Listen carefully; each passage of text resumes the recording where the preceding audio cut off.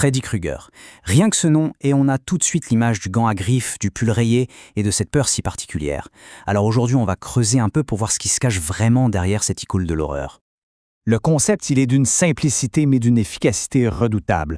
Le monstre s'attaque à nous dans le seul endroit où on est censé être en sécurité, nos propres rêves. C'est cette idée, à la fois simple et absolument glaçante, qui a terrifié toute une génération.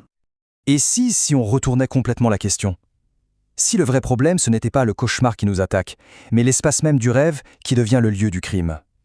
C'est vraiment ça qui est au cœur de notre analyse. Ce qu'il faut comprendre, c'est qu'en 1984, avec Les Griffes de la Nuit, Wes Craven ne fait pas que créer un nouveau monstre. Non, il déplace carrément le centre de gravité de l'horreur. On quitte les maisons hantées, les forêts sombres, pour un territoire bien plus intime, bien plus secret, le monde intérieur de l'adolescent. Et là, on touche à quelque chose de fascinant. Le rêve, ici, ce n'est pas juste une petite fantaisie nocturne, non. C'est un espace psychique essentiel. C'est une sorte d'atelier, un lieu de travail où l'ado essaye de mettre de l'ordre dans tous les bouleversements qui le submergent. Et les matériaux bruts de cet atelier, eh bien, ce sont les désirs qui explosent, ce corps qui change tout le temps, la culpabilité, la honte. Le rêve, c'est l'endroit où tout ça est malaxé, testé, affronté. C'est un territoire vital, mais du coup, incroyablement fragile. Et voilà, le point crucial, il est là. La vraie terreur de Freddy, ce ne sont pas tant ses griffes que le fait qu'il profane cet espace sacré. Il transforme cet atelier psychique en une prison, un véritable lieu de torture. Bon, mais alors qui est-il ce Freddy? D'où il sort? La réponse, c'est peut-être le truc le plus flippant de tout le film. Freddy, ce n'est pas un monstre qui arrive par hasard. C'est le symptôme direct, monstrueux, d'une faute des parents. Cette phrase, elle résume tout. Freddy, c'est la matérialisation de tout ce que les parents ont refusé de voir, de dire, de gérer. Leur propre violence qui leur revient en pleine figure, mais à travers leurs enfants. En fait, Freddy joue 3 rôles à la fois. D'abord, il est cette petite voix intérieure qui punit, sans arrêt, sans pitié. Ensuite, c'est l'abuseur, celui qui ne respecte aucune limite, aucune intimité. Et enfin, il est le fantôme de la violence passée, cette violence que les parents ont voulu cacher et qui se transmet à la génération suivante. Pour bien comprendre, il faut se souvenir de l'histoire. Les parents d'Elm Street ont fait justice eux-mêmes. Ils ont lynché et brûlé Freddy. Mais au lieu d'assumer cet acte terrible, ils l'ont caché. Ils l'ont enfoui sous une chape de silence et de secret. Et c'est ça le mécanisme psychanalytique à l'œuvre, c'est brillant. Freddy n'est pas qu'un simple fantôme. Il est ce qu'on appelle un reste traumatique. C'est cette violence qui n'a pas été mise en mots, qui n'a pas été réglée et qui du coup revient hanter la génération d'après. C'est littéralement la culpabilité des parents qui a pris corps.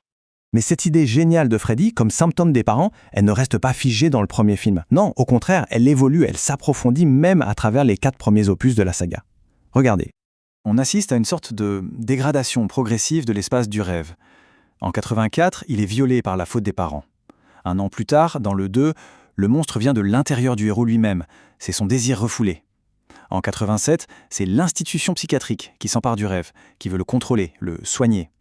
Et pour finir, en 88, le rêve devient un spectacle, où les peurs sont exploitées de manière quasi algorithmique. C'est une trajectoire fascinante. Et c'est là que cette histoire d'horreur, qui a quand même 40 ans, devient hyper pertinente aujourd'hui. On va faire un grand saut, un peu audacieux, et connecter Freddy Krueger à notre ère, l'ère de l'intelligence artificielle. Le parallèle est saisissant. Freddy, c'est une figure de l'intrusion. Il force la porte d'un monde intérieur déjà là. L'IA, elle, fonctionne tout autrement, par saturation. Elle ne force rien du tout. Elle remplit le vide avant même que quelque chose ait pu y naître. C'est toute la question de notre époque. Quand on a un compagnon digital toujours là, des dialogues permanents, du contenu à l'infini, où est-ce qu'on trouve encore le silence, le vide, qui sont nécessaires pour qu'un monde intérieur autonome puisse se construire? La menace change complètement de visage.